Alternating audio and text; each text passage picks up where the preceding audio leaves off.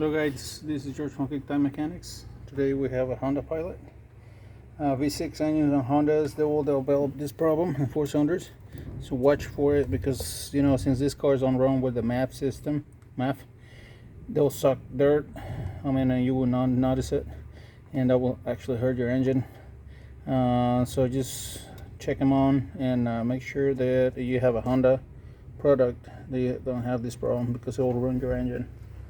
Well, thank you guys and see you next video.